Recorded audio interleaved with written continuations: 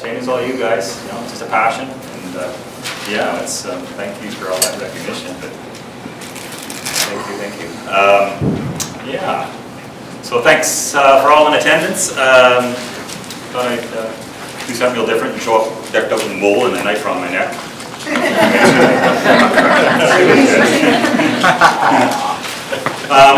I'm excited to have Morris here and the Karamat crew, and geez, all my associates are here. This is like speaking to a bunch of friends, eh? All the companies that I associate with, and some new companies that I'm meeting. Some at supper time. Some of my heroes in the crowd right now. A lot of my comrades. I got lots of friends and relatives here that have come. So this is a really unique crowd, eh? The neighbors. Holy smokes! You know, all walk of life, and so a lot of the people in this room are my support network. Holy smokes!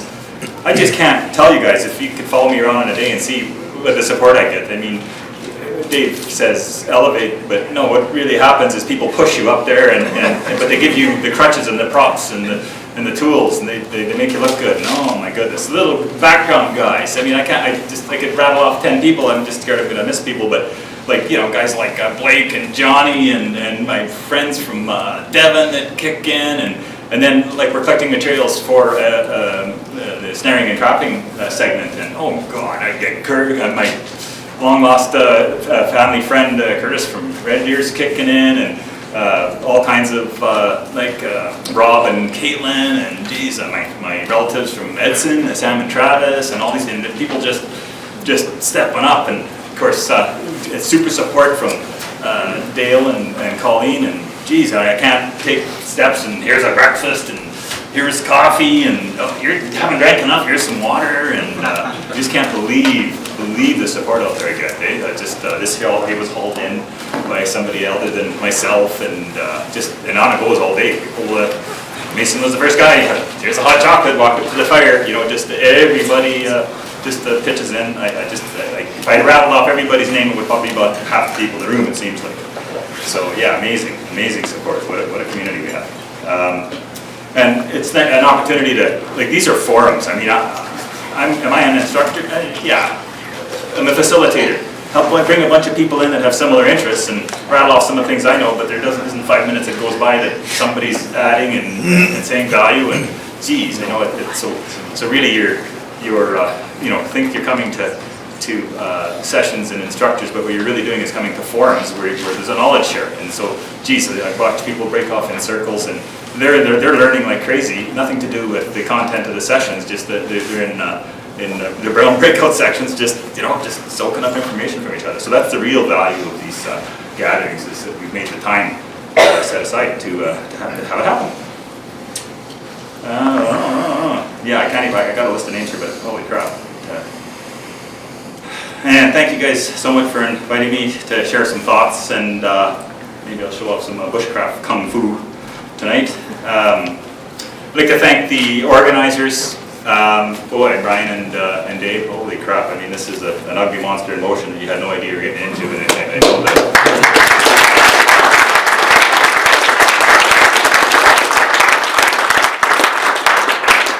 Again, the fellow instructors and the participants and the Foothills Camp and the caterers, and these deals, I mean, they take so much to put together. You know, it's a lot of everybody doing a lot of things. So a couple of little announcements, nothing too major, but well, actually fairly major. We've got a little thing happening. We've got a committee we've struck, and we're looking at venues, and we're going to create a world-class international survival symposium. So the best of the best in the world will be gathering someplace in Alberta here. So that's about as far as we've got. We've got some cool dates. We've got it narrowed down to a few venues, but yeah, it's going to be a big deal. So keep that in your bonnet, and this is the community we'd likely rely on to help host it. So there'll be openings for people to come, at a public level, but this is it's just such a great bunch that's going to be our ace up our sleeve. I think is being able to rely on some of our brethren. The silent auction is still open. When's that happening? What's that? When's that happening? Probably 2019 June. No, the event. Yeah, 2019 June, right? they're talking about silent auction. Oh, how about that? So the silent auction is still open if anybody wants to tip you two up, and if they're going head to head with somebody, and somebody's going up on them and they need to put their name down. And that's about all I have to say as a forerunner. So today, my talk is about an epiphany that I had after a few years instructing. By the way, a lot of the stuff that you're going to see, I'm going to hopefully have the opportunity to do a few little things on up front here, and everything that you see me do, or a lot of the stuff you see me do, not everything, some of the stuff is creative, but it's basically sort of taken from, you know, the things that we do and we've learned to do, and some of the skills that we've learned here, and I've adapted it, and yeah, so this is us being recreated here. This is things that we've learned in our community that I've some of the stuff I've bent and twisted, or maybe twisted a little bit of the way about we can think about some things. So let me say it that way. So what the epiphany was is I've identified something I'm going to call the fourth skill. So what it amounts to is essentially, you know, when we think about our skills development and how we you know, how we start off, we start to get to this place where there's sometimes a bit of a falling off and sometimes not, but we get to this place where there's something missing. There's something missing, and I'll give some examples of that right away here. Now, what I'm about to tell you is nothing new. We all sort of know this. It just came to light to me one day. I mean, this is no breaking news or no rocket science. But and by the way, this epiphany, this fourth skill has helped me understand a couple of things. It's helped me understand how our forebears rather, did it before us. Because that drives me nuts. You know, when we get into this skills thing and we get to points in time where, you know, we're doing something with something modern and we still haven't figured out how they did without. I mean, those kind of questions. How did they do without Ziplocs? How did they do that? Must have been a way. But anyway, these things drive me nuts, and we can look back and actually that was a joke. So it answers the three questions for me and more. But how our forebears did some things that I always wondered about. You ever notice that one person seems, they don't necessarily have more skills than you, but they seem like they're more comfortable in the bush than maybe another person. And this kind of describes how the skills are going to play into that. And a little, it answers a little bit of the question of why we're here. Like, what is the attraction? I mean, yeah, it's outside, it's social, and it's winter camping, and it's all this cool stuff, and you get to meet more, so there's lots of draws. But there's something else, there's something deeper. Like this, what's this thing that sort of pulls us in and makes us come here? So that's what I'm going to try and sort of build around. So the way I had the epiphany was when we're doing our Karamat courses, actually. We do these skills and these projects, and we get to these points in time. The one that I really became aware of was we build these Bushcraft snowshoes. Coolest thing in the world. They teach us a whole bunch of skills of how to tie knots, and it's Tom Roycraft is Morris's guru, so it was something that was passed down to Morris, who in turn he's passed on to us, and so it's a very effective, relatively quickly made snowshoe. But here's what happens. I watch people, you know, get some skills and select, you know, some of the skills are they're selecting materials and they're learning how to use a knife, and they're learning the matrix of how to put a snowshoe together and all this stuff. But then they put the snowshoes on and they go about 30 feet and the things disintegrate. Or they come undone, or they break, or they can't keep them on their feet, or like all these things, and they kind of go, well, that was a lot of fun, but these I don't get it. You know, you can go buy a pair of modern snowshoes, and you can put them on your feet, and anybody can just put them on and go. I mean, the learning curve's nothing. Instead of Roycraft snowshoes, well, over time, with practice and understanding some things and holding your cheek just right, you'll know what they can take and can't take, and even the way you do your stride, you start to understand some things about how to walk on them so they don't come off your feet so easy, and on it goes. And all of a sudden, the person that could only go 30 feet on them, and they had to maybe refigure some things out about the matrix of the way they go together, but eventually, you know, you get to the stage where, well, you can walk all day on them. That's cool. Anybody can take a pair of snowshoes and just bolt them on and go, but now to develop the skill to use something that's a little bit less than what we're used to, that's what the fourth skill is, right? That's how I've sort of identified. It applies to a whole bunch of things actually when I start looking. I mean, even a lowly feather stick This is what's interesting about something like this. So lowly feather stick, okay, when we teach our students, we harp on them, like, make sure that it's a nice piece of material and that it's perfectly straight grain. That's your skill number one. Make sure that you have a knife that's adequate for the job, which usually means something really sharp that's really good at working wood. Typically a mortar or a scanning guide or something. Because you're developing your skill, if you don't start off with those two things, the chance of you ending up with a nice product is very low. But if you can at least get those and your skills developing, you'll still end up with something passable without too much effort.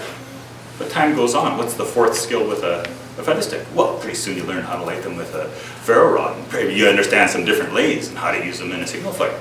Now all of a sudden you really develop your skills and your knife hand strength is good, and now you can take substandard material and you can take a knife that maybe isn't as great working wood that maybe another knife, and you can still make a passable feather stick. So that's the difference. That's this next skill level. When I call it a fourth skill, it's not really a fourth skill. I called it that because when I discovered it, it was number 4 on the list: material selection, right tool for the job, matrix putting it together. Now actually using the damn thing. But sometimes it's a third, sometimes it's a second, sometimes it's a fifth.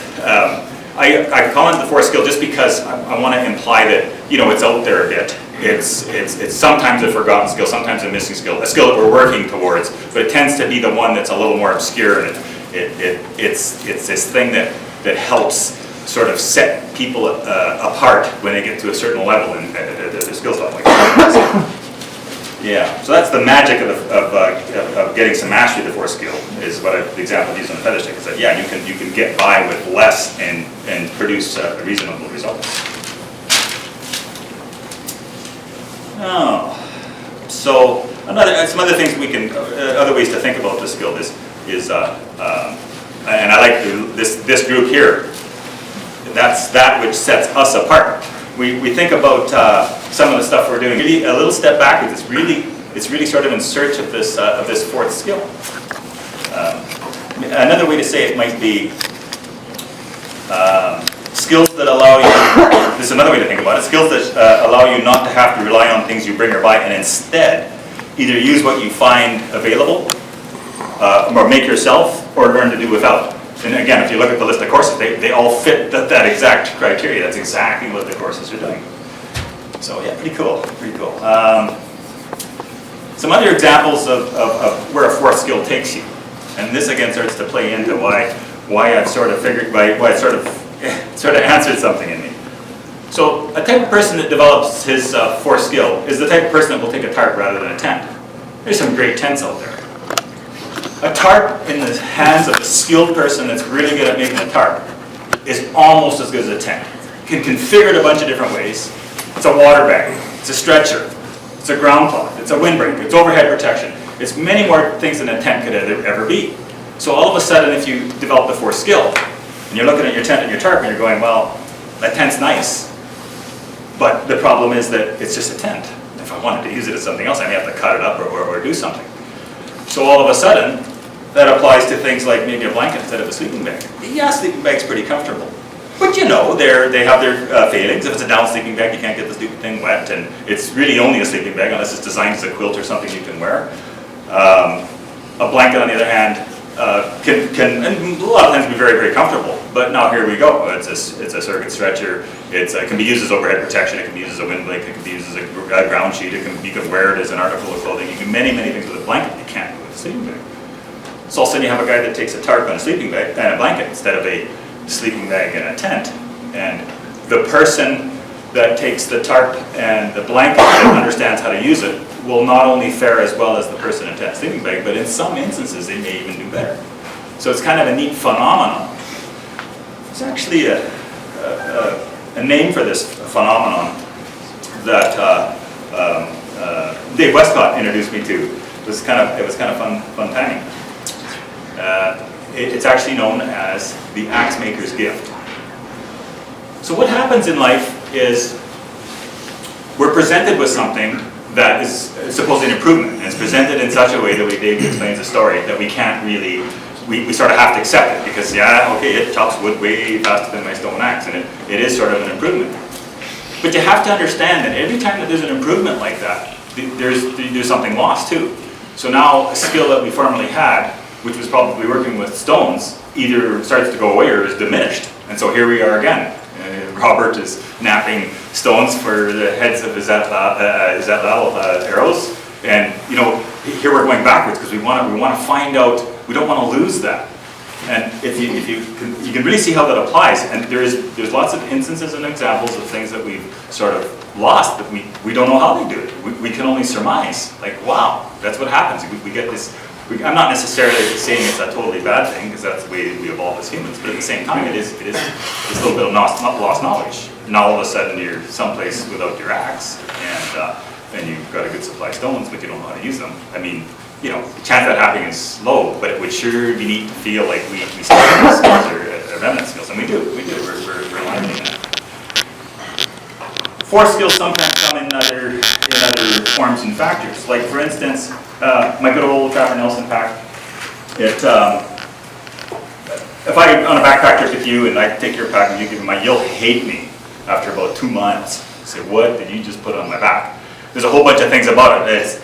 It doesn't have all the adjustments, and we're used to carrying weight on the hips and doing all this kind of stuff. But yet, the person that uses it enough, your shoulders start to toughen a bit, which is a little bit of a force skill, and you start to understand how to pack and carry the pack, and then you start to figure out some advantages.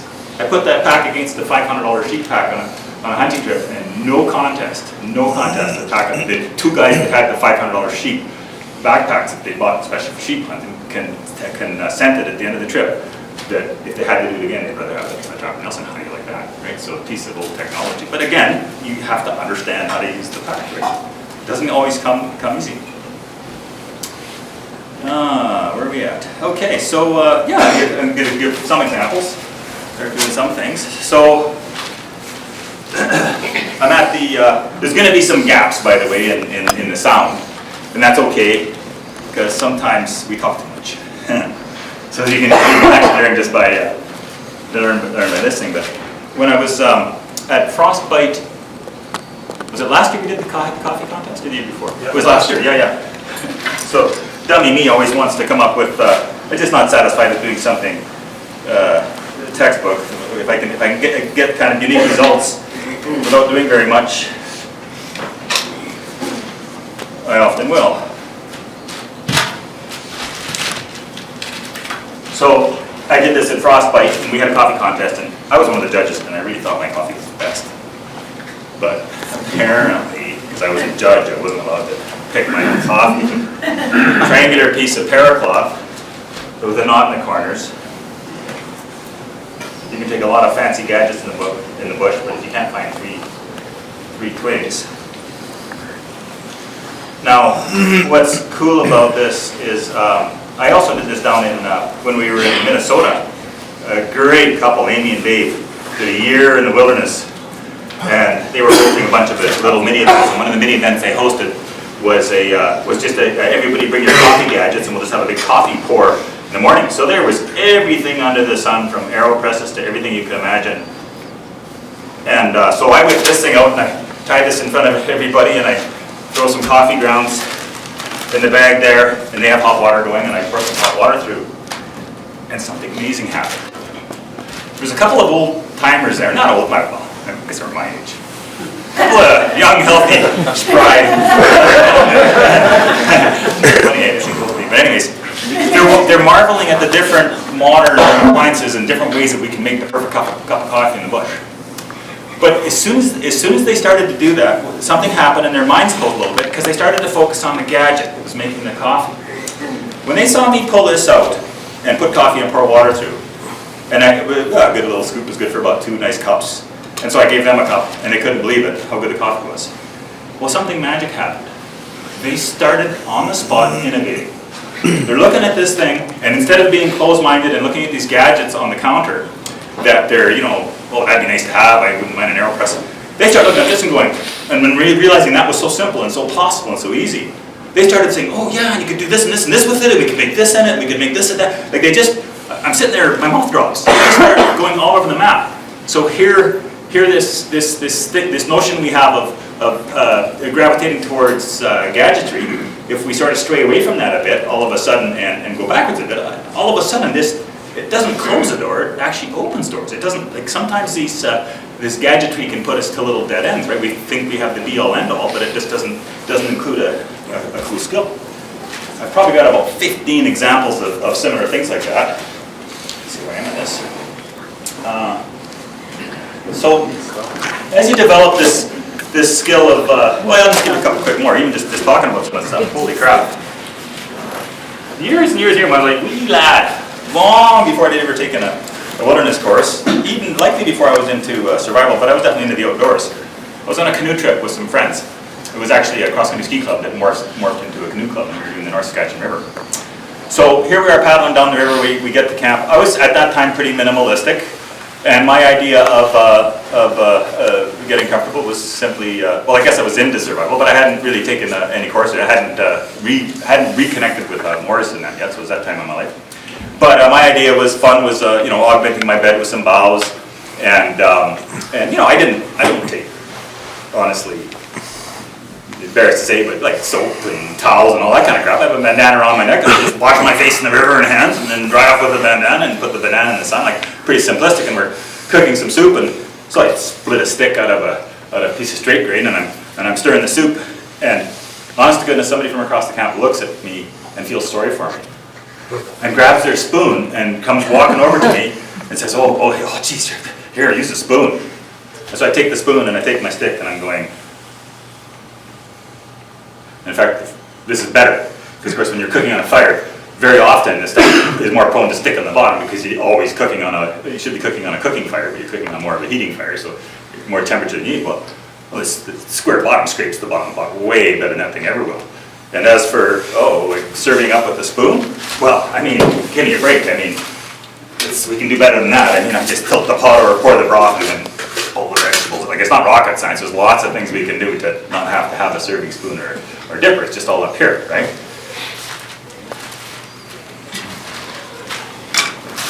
I haven't taken a wash scrubby in the bush with me for, well, forever. I can't remember because, well, they're silly. First of all, they scrub okay, but they're unsanitary. They get, you know, gunk in them, and you don't really do a good job washing them. And by day 3, they're like, holy smokes, you don't even want to touch things. And oh boy, does that have a remnant look like a pot scrubber, or a handful of coarse grass, or scouring brush, or a little bit of sand? I mean, there's lots of things in the bush that you can use that will do a passable job. Maybe not quite as good as a scrubber, but definitely not worth carrying that stinky thing around with me for 2 weeks when I can and then you just discard it when you're done. Lots of ways to think about things like that. I'll just cherry pick some things. We, you know, everything we do, we think has to be so hard. This one's already cut to size, so it's kind of handy. But, you know, this business of taking all this stuff into the bush with us all the time, I mean, it's okay. If you're going to use it every minute of every day, well, sure, take it with you. But if it's something that you're packing along because you think you might use it, well, examine it really closely, because at the end of the day, in all likelihood, you can probably just get by without, or use something different in such a way that it'll serve the same purpose. How long does it take to find a dead straight stick or alive? You can use the contact method to split here. You lock your handle together and real safe way to split.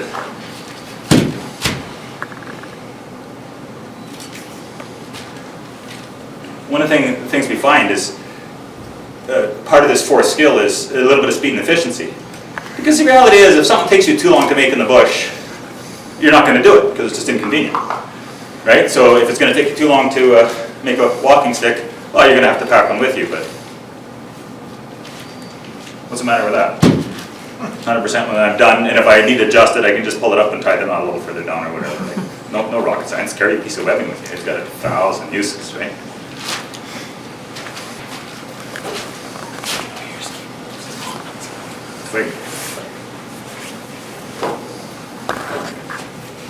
One of the things that often happens to us in the bush is we get in a sort of a dire situation. We're by ourselves. It's a scary thought, I know. We're by ourselves, and the opportunity comes where you want to take a selfie and you don't have your selfie stick. That's wicked. You set a simple V-notch and a stick and give it a little bend.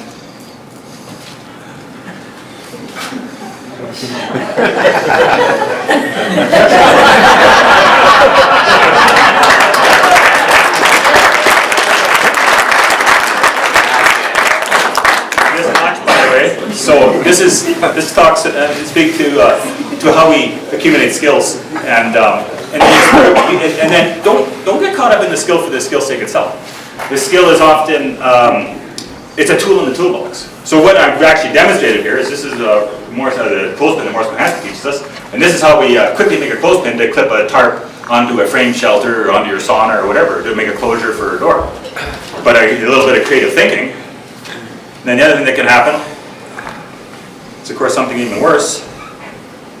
You're not by yourself, you're with a group. Oh my God. The group selfie. So all we do is make another notch a little further down.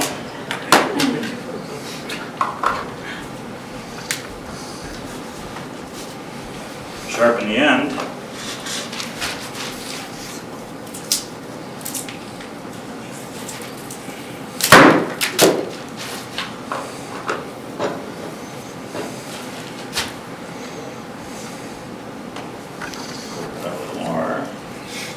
Totally adjustable, fits any phone, tablet in there.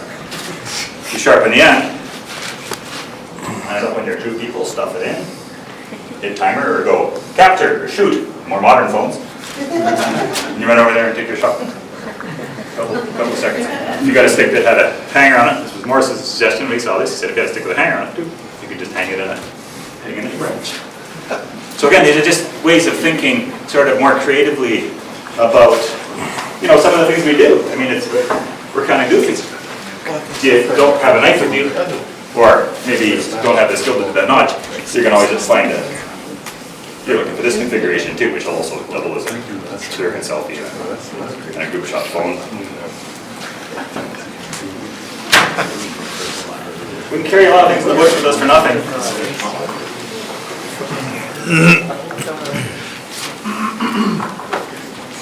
The knife, my axe is faster.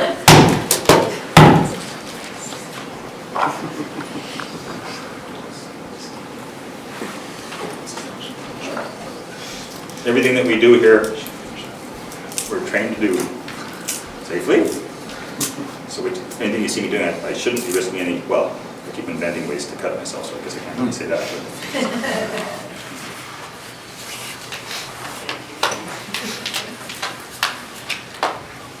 If every meal you have on the whole trip you need tongs, we'll take tongs. We've got one spaghetti supper. Give me a break.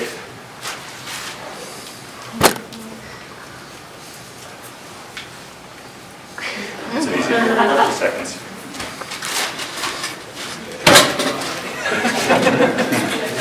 What else do we have to play with? Lots of things. You probably have. So we can, we got a tarp here and it makes some messes. But thinking about old school dudes, geez, we got a lot to go back and learn still, too.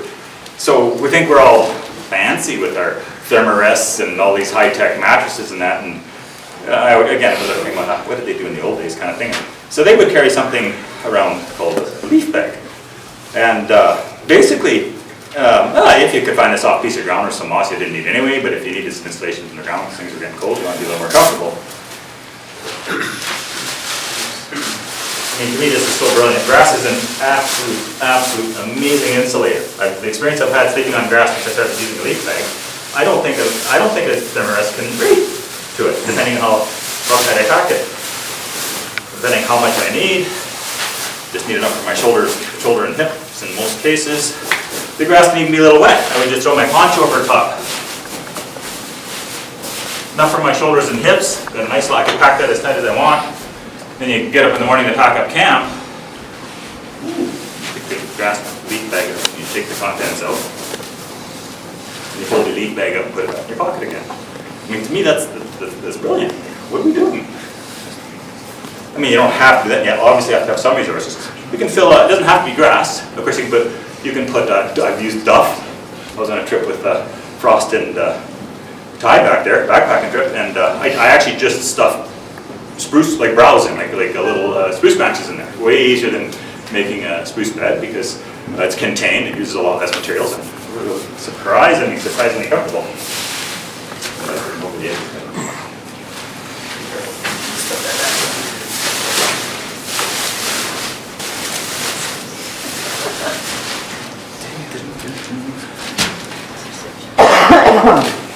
So,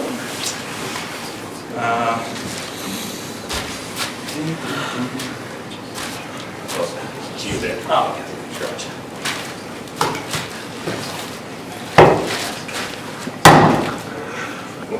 It's a good bite.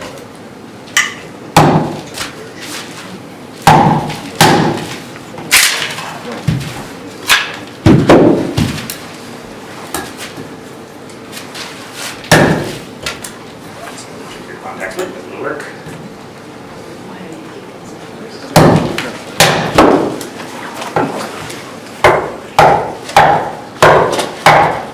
It's kind of bad. Everybody does it. Somebody's gonna cut someday.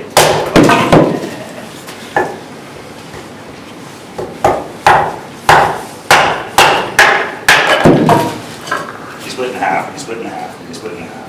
Nice here. Probably can try and split this ice.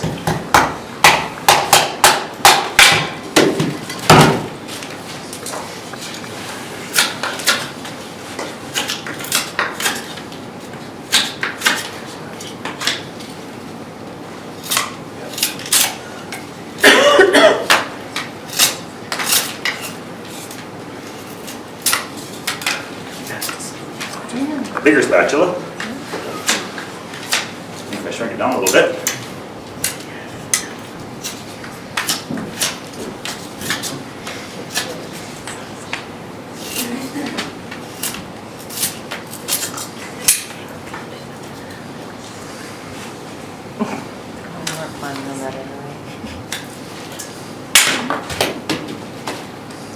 So if you can make an eating spatula in a minute, and an eating spatula has a lot of advantages. It goes in the mouth nice, it scoops up your oatmeal and your veggies. So if you can make a little eating spatula in a few minutes, well, that's ugly.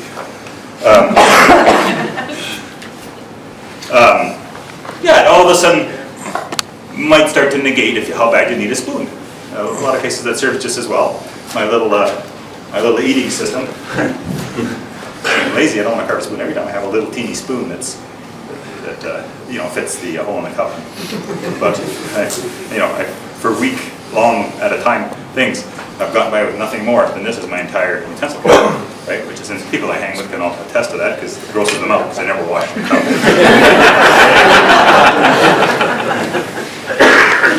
Adds flavor. Yeah, well, it takes a long time to get that flavor built up. Why would you want to screw that up? Some of it smells.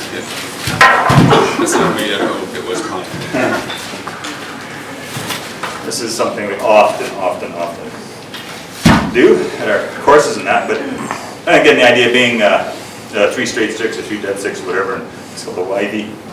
And you can quickly make something that can suspend a pot.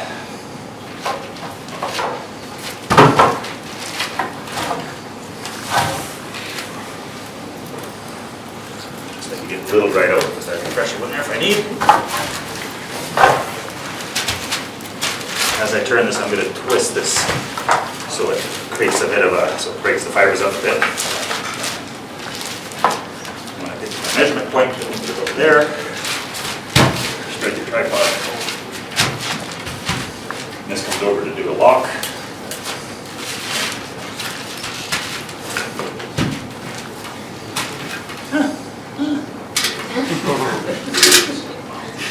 Temperature is up.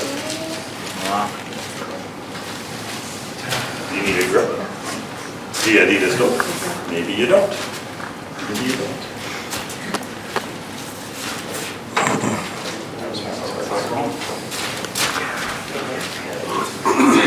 Start understanding some things.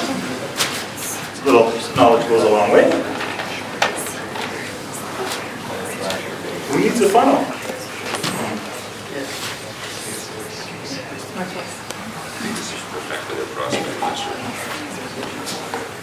Yeah, we were going to fix that. That's right. You're going to Frostbite.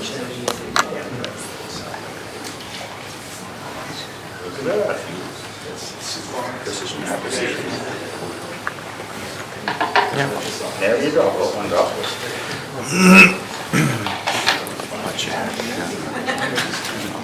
Might want something to do with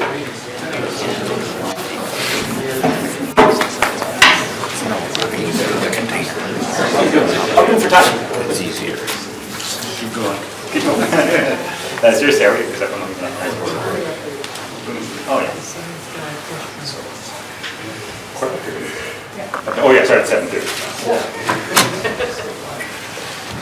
Something I've been playing with. You take your saw and saw about a 3-inch piece of dead wood. I mean, some of this stuff's on the internet now, but my thing was, how do you do it fast and simple? So you cut a little chunk out of a dead standing, or even it could be leaner if it's conditions. You use your contact split method. You split it 2 ways, and you push, just push sticks through as little wedges to hold it open about like that. You sharpen the end, do axe strokes, you pound it into the ground. Once it's stable, we all carry around different types of fire starters, and hopefully a chunk of resin, a piece of resin, and crack those two, light that, and that resin lights and runs down, and this thing's actually going extraordinarily well in a short period of time. And then once it's going well, your little Morris pot fits really good on there. Be cautious with kids and stuff around, and as long as it has 4 legs, it's stable. But yeah, great way if you forgot your bush burner, or you don't want to create a fire scar, you don't want to cook at waist level. What a wonderful way to, in a few minutes, bring a half a liter or a liter of water to boil very easily. I gotta play with it.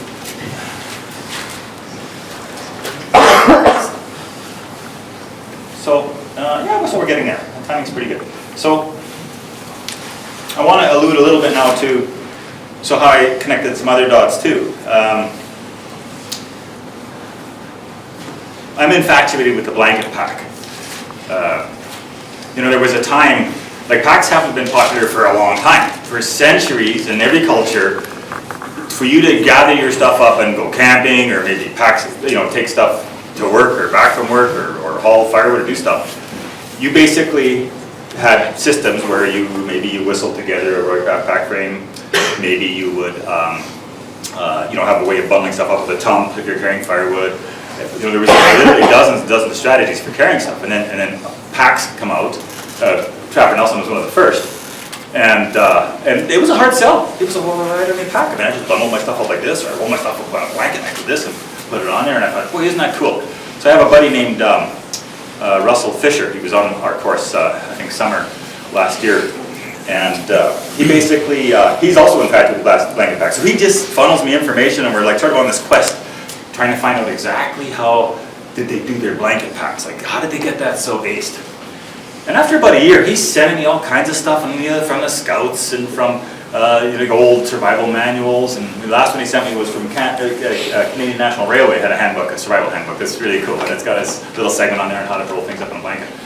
But no two the same. And all of a sudden my light bulb goes on. Well, duh. It's not about the blanket pack. It's not about how they lashed it together. It's not about how they configured the shoulder straps. It's about the force skill. So I'm a guy a couple hundred years ago, and I got a blanket, and I got some rope, or if I don't have a rope, I've got some belt straps, or if I don't have some belt straps, I've got something else. I'll figure it out, and I'm going to take that, put that, combine that, and make something that I carry on my back. That's the force skill. It's not some specific exact way to put a blanket pack together. The skill itself is just to be able to take what's around you and formulate it into something that you can pseudo-comfortably carry and suit your needs. And when you get to the other end, undo it. That's all it is. Well, isn't that cool? So that's when I talk about that question mark. We can beat ourselves up and spend a lot of time trying to figure out how they did it. In this case, it was a blanket pack. But no, it wasn't about it.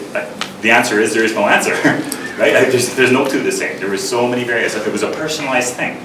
Dave may do his blanket pack slightly different than me. He's a bigger guy, and the blanket sits different on his back, and he may carry it's an individual thing. That's the force. That's not all going to NBC and buying the exact same pack. Of course, it works for everybody. You just size it a little different, right?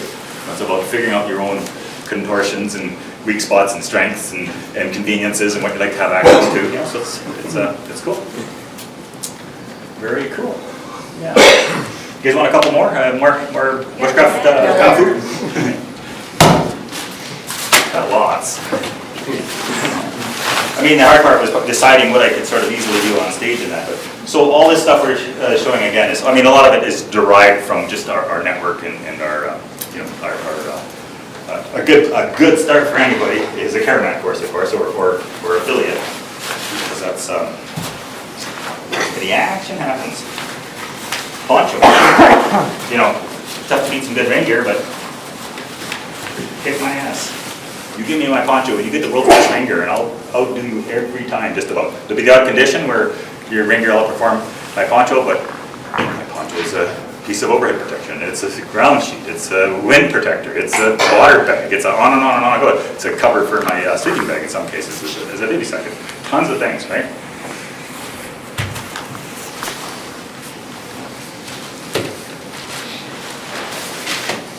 That's cute. That's from our store in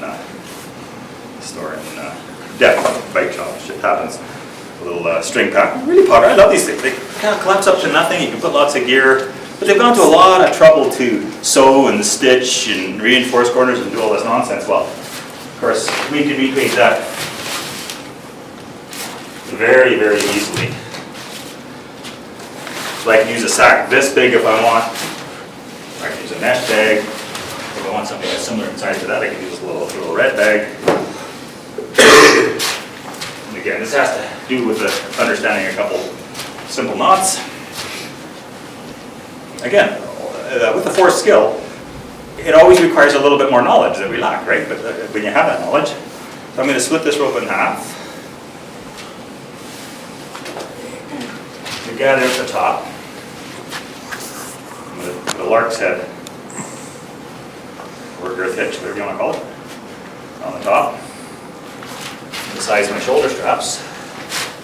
That's not a bad technique. I'm going to tie a special knot here. It's going to automatically morph into a sheet bend. Again, a sheet bend's true purpose was for tying a rope to a sheet, which is another name for a sail, hence the name sheet bend. So I'm actually using the knot for its designed purpose.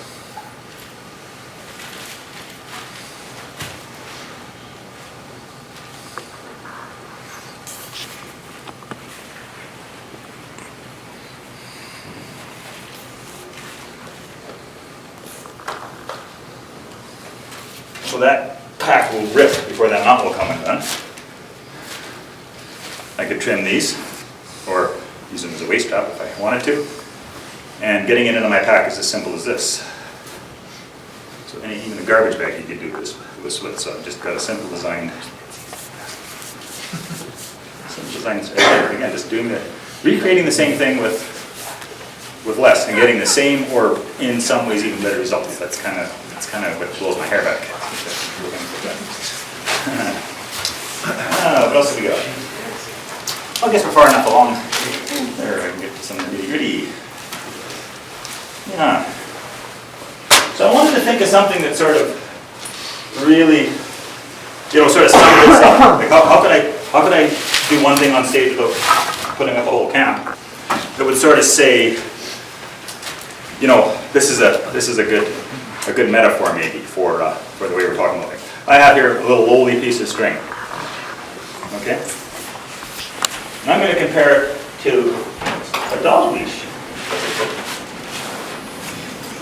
A couple hundred years ago, you likely wouldn't go down to the store and buy a dog leash. You would just make your own. You take a piece of leather and sew it together, or a piece of string or rope and tie it to your dog, right?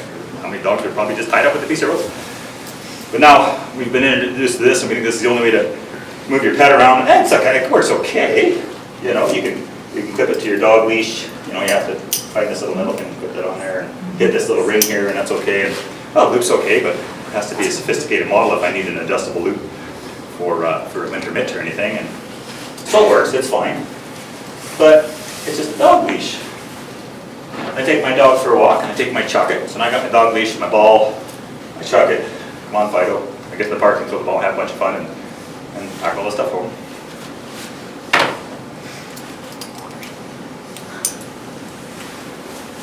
Let's go back in time. I'm using a rope for my dog. But I understand a little bit about rope. I know how to use rope. One-handed Faulkner's knot. I don't have to hit the little metal clippy thing. I just put it inside the collar. It's super secure. Likely releases easier than the clippy thing on the dog leash. For the other end of the dog leash, oh look, fast way to tie bowline.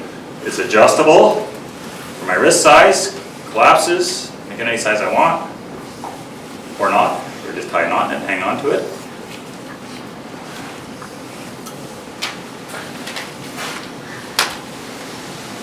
I get to the dog park, and they throw the ball. I don't have anything. I tie a modified sheep shank.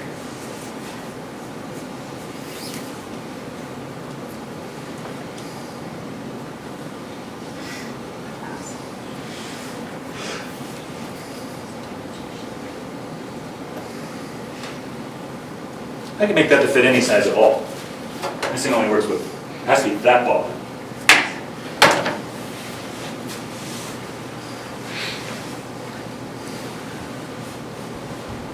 Check my sizing.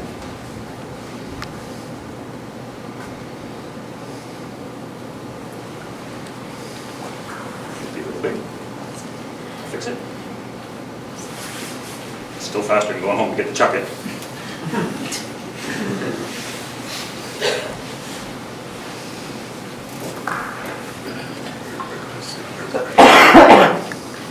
Exactly 70 hours. I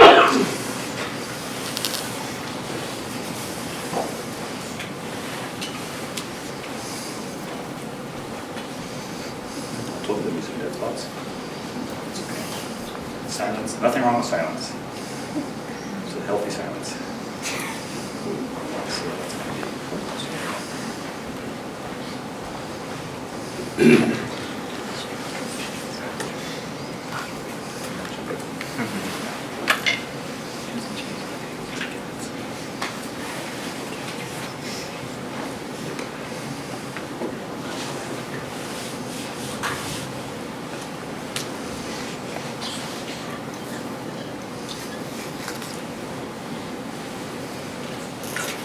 See a little bit better.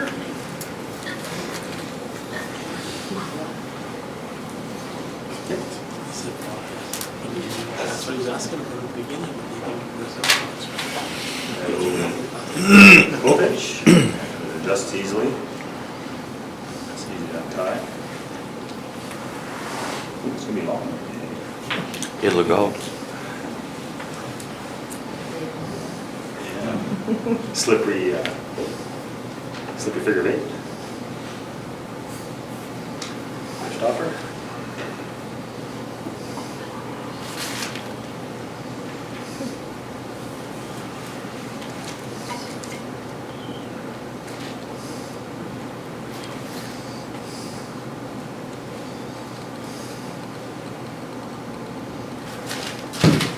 Hang on.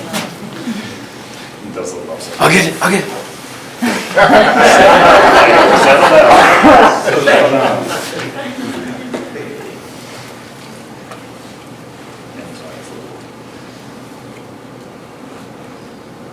Out of practice. I did it every day with Fido. It's right in the camera. David had to see.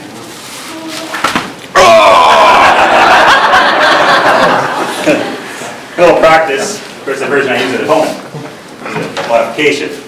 Piece of leather with a hole cut in it to set the ball. And a couple of sheet bends. I didn't even tie anything special.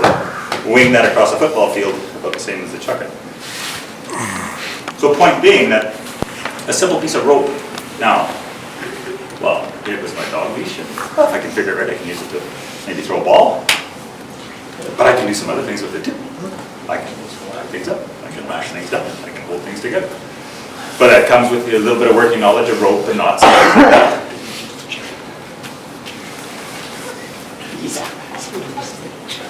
At the end of the day,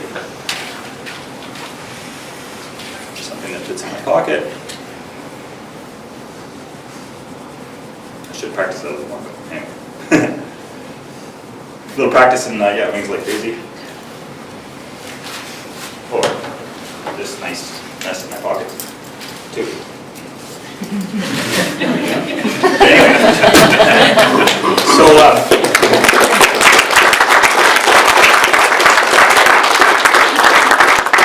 So, in closing, I'd like to say there was a special on CBC that was sort of going over what sort of human success is based on.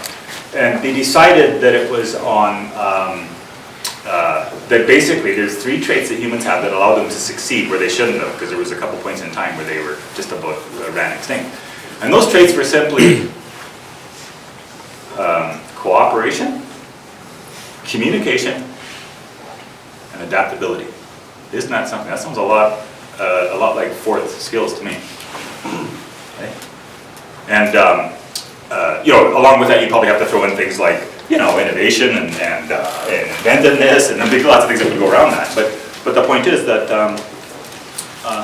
you know, we sometimes the skills are important, but we get a little over focused on the skills, and what the skills are really leading you towards is building up tools in the toolkit so that you can start to think, so you can start to adapt.